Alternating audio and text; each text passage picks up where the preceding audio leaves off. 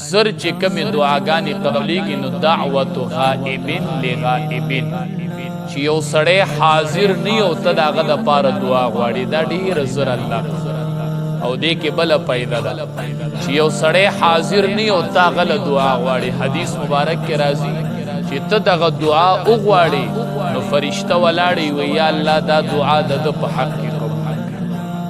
ته بنده دپاره دعا غواړې او هلته فرشته وي یا الله دا دعا د ده په حق کې قبوله کړي. ستا دا به یا قبلیږي یا نه، فرشتې چې تا دپاره وغوښته نو هغه قبوله شي. ځکه نبی کریم صلی الله علیه وسلم فرمایي ولا تدابرو، یو بل پسې پیشه غیبانه یو بل پسې خبرې مه کوئ، د یو بل عزت مه خرابوئ. ولا تباغضو، د یو بل سره بغض مه ساتئ، ړکې کینه مه ساتئ. ولا تباغضو ولا تحاسدو، د یو بل سره حسد مه کوئ، د یو بل سره بغض مه ساتئ. هغه له چې الله څه ورکړي دي دا د هغه دي او تا له چې څه درکړي په دې خپل سبب.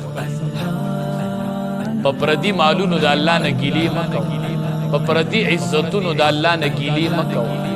عزت هغه له الله ورکړی دی او حسد ته کوي دا د الله په تقسیم باندې اعتراض کوي.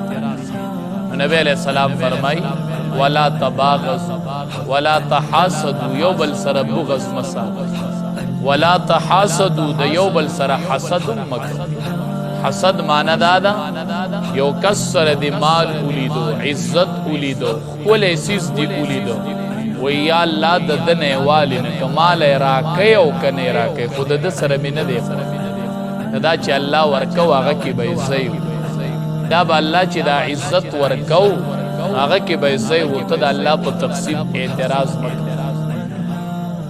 او نبی کریم صلی اللہ علیہ وسلم کو فرمائے وی ولا یحل لمسلم ان یحجر اخاه فوق ثلاث، د یو مسلمان د پارم حلال ندی چې دې د بل مسلمان سره د درې ورځو نه په اخوا باندې قطع تعلق دې کې اوس رشتہ دار نشته. ولا یحل لمسلم ان یحجر اخاه فوق ثلاث، دا د مسلمان د پاره روا ندي چې د بل مسلمان سره د درې ورځو نه په اخوا باندې فوق ثلاث قطع تعلق وکړي. نبی علیہ السلام فرمایي لا یحل، دا حلال ندي په دین اسلام. او هر چې دا درې ورځې یادې د درې ورځو نه په اپله علما وایي دا ځکه یادوي چې دا ورځ دوه د سړي په زړه کې ډېر انتقام چلیږي را چلیږي، لبه دې راشي که نه نو دا ورځ دوه د ده په زړه کې دا ډېر د انتقام دا غصه چلیږي را چلیږي. نو شریعت وایي د درې ورځو نه په اپله نو چې سړی جوړیږي نو عام طور پر کې درې ورځې لګي.